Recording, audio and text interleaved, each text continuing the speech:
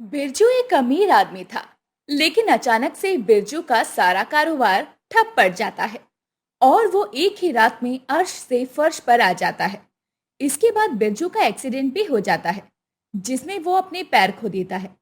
ऐसे ही एक दिन बिरजू लाचार खटिया पर पड़ा होता है और अपनी पत्नी शीला को रोकते हुए कहता है। शीला, तुम मुझे ऐसे हालात में क्यों छोड़कर जा रही हो? तुम्हें तो पता है ना, मैं अकेला हूँ। और अब मेरे साथ इतना सब हो गया है, तो तुम भी क्या अब मेरा साथ छोड़ दोगी? अरे, अब तुम्हारे साथ रुकने के लिए कुछ होना भी तो चाहिए ना। कुछ तो है नहीं तुम्हारे पास। ऊपर से तुम्हारे पैर और चले गए। अब यहाँ बैठकर क्या तुम्हारा बोझा उठाऊं मैं? तुम तो मेरी पत्नी हो ना। हमने जन्मों जन्मों तक साथ रहने का वादा किया था।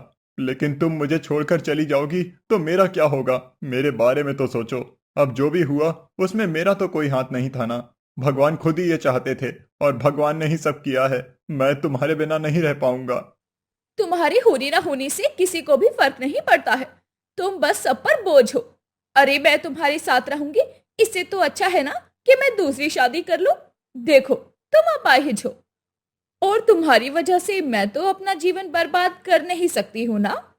और अब तो तुम्हारे पास पैसा या कुछ भी नहीं बचा है जो मैं तुम्हारे साथ रुकूं। तो क्या तुम मेरे साथ पैसों के लिए थी? उसके अलावा हमारा कोई रिश्ता नहीं है। आपको मेरी बातें कड़वी जरूर लग रही होंगी, लेकिन मैं बिल्कुल सच कह रही हूं। मैं भले ही आपकी खुशी के लिए कह दूं कि मैं पैसों के लिए नहीं थी, लेकिन ये बिल्कुल झूठ होगा। हम सबको पैसों की ही जरूरत होती है।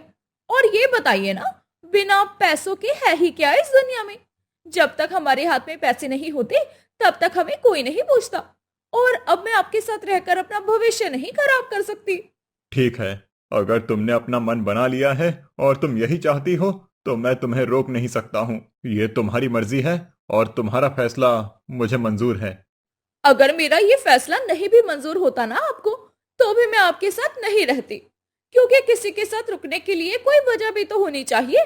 और मैं आपके साथ रुकूं, इसके लिए मेरे पास कोई वजह नहीं है। शीला अपने पति को छोड़कर चली जाती है और यहाँ बिरजू बिल्कुल अकेला पड़ जाता है। बिरजू काफी उदास होता है और खुद से कहता है। पैसों के लिए ये दुनिया इतनी पागल है कि किसी के बारे में सोचती भी नहीं है। कल तक मेरे पास सब कुछ था तो हर कोई मुझे पूछता था। आज मेरे पास पैसे नहीं हैं तो किसी ने मेरा हाल तक नहीं लिया। यहाँ तक कि मेरी पत्नी ने भी मुझे छोड़ दिया। बिरजू के पास अब कोई नहीं था और ना ही वो इस लायक था कि वो कहीं जाकर काम कर सके। इसीलिए वो अपनी छोटी सी झोपड़ी से बाहर निकलकर जैसे तैसे चौराहे तक जाता है और वहां भीख मांगने लगता है। बिरजू को भीख मांगते हुए देखकर वहां पर एक बड़ी सी गाड़ी में अजय नाम का आदमी आता है और वो उसे 2 रुपए देते हुए कहता है। ये लो, तुम्हारे 2 रुपए। इसमें तो चल ही जाएगा ना। आप तो इतने अमीर हैं साहब, आपके पास किसी चीज की कमी नहीं है। फिर भी 2 ही रुपए क्यों दे रहे हैं? थोड़े पैसे दे दीजिए। 2 दिन से मैंने कुछ नहीं खाया है। मैं अपाहिज हूँ। मैं कहीं जा भी नहीं सकता हूँ, ना कमा सकता हूँ। अरे अरे, ये क्या? मैंने तुम्हें उंगली पकड़ाई, तुमने तो सीधा मेरी गर्दन ही पकड़ ली। 2 रुपए में तुम्हारा चल सकता है, लेकिन नहीं, तुम्हें तो अब खाने भर का चाहिए। ऐसे ही होता है। तुम जैसे भिखारी लोगों की थोड़ी मदद क्या कर दो, सर पर सीधा चढ़कर बैठ जाएंगे।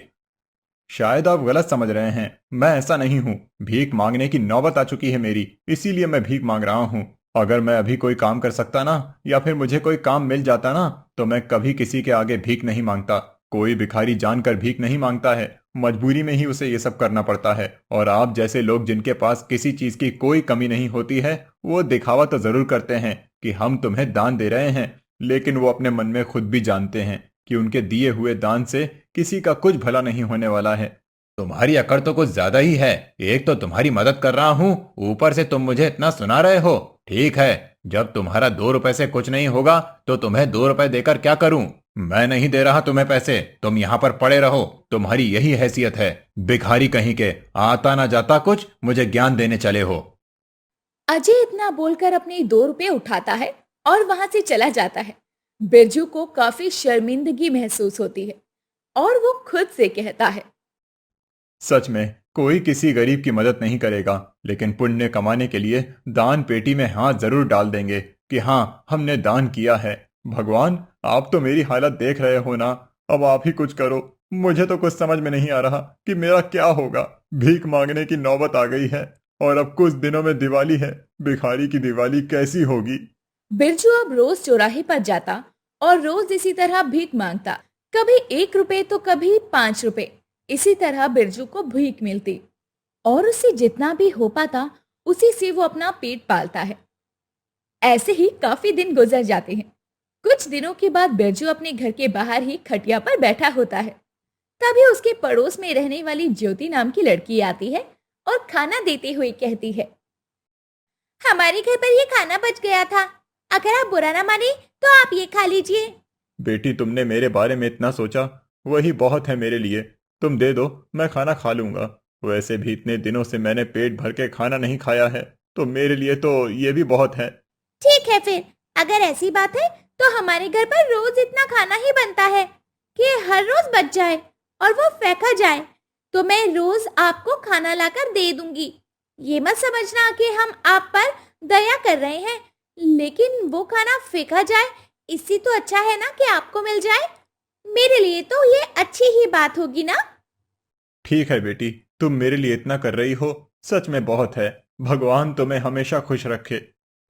बिरजू का खाने का इंतजाम तो हो जाता है, लेकिन अभी भी उसकी मुश्किलें कहाँ ही कम हुई थी।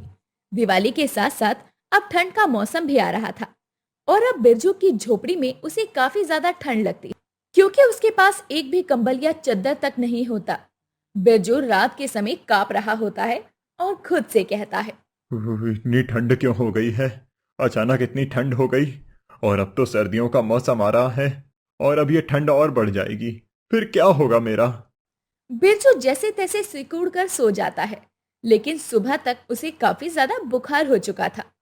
तभी वहां ज्योति खाना लेकर आती है और बिरजू के सर पर हाथ रखती है, तो वो देखती है कि उसे बहुत ज्यादा बुखार है। हे भगवान, आपको तो काफी ज्यादा बुखार है और यहाँ पर तो कोई कंबल तक नहीं है।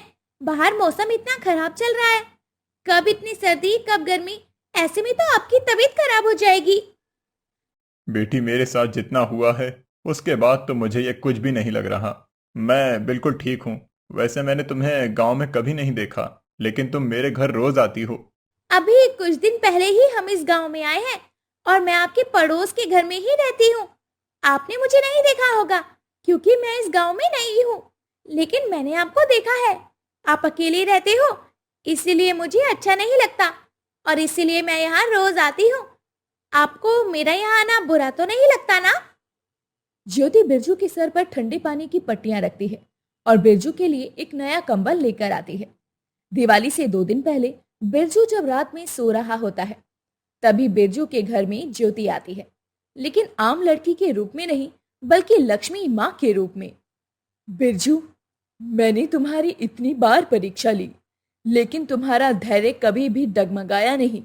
हाँ, मैंने कभी भी ये नहीं कहा कि तुम मेरे भक्त हो, लेकिन तुमने हमेशा मेरी परीक्षा में सफलता प्राप्त की है। जब तुम्हारे पास धन दौलत था, तब तुमने दूसरों की मदद की, और जब तुम्हारे पास कुछ नहीं था, तो तुमने किसी पर गुस्सा नहीं व्यक्त किया। जब तुम्हारी पत्नी भी तुम्हें छोड़कर चली गई, तो भी तुमने वह स्वीकार कर लिया और अपने जीवन को, खुद को कभी भी नहीं कोसा। माँ, सच में आप ही हैं। मुझे यकीन नहीं हो रहा अपनी आंखों पर। हाँ, सच में यह मैं ही हूं और तुम्हारे ऊपर अब तक जितनी भी मुश्किलें आई हैं, जितनी भी परेशानियों का तुमने सामना किया है, वो सारी परेशानियां खत्म हो जाएंगी। तभी माँ लक्ष्मी बिरजू को आशीर्वाद देती है और बिरजू बिल्कुल ठीक होकर अपने पैरों पर खड़ा हो जाता है। बिरजू नजरें उठाकर माता की तरफ देखता है, परंतु माता की तरफ देखते ही वो वहां से गायब हो जाती हैं। इसके बाद बिरजू की छोटी सी झोपड़ी एक बहुत बड़े आलीशान महल में बदल जाती है और उसके पास बेशुमार दौलत भी हो जाती है। मुझ भिखारी की दिवाली कोरी नहीं गई और माता का आशीर्वाद है। अब मैं किसी भी भिखारी की दिवाली कोरी नहीं जाने दूंगा।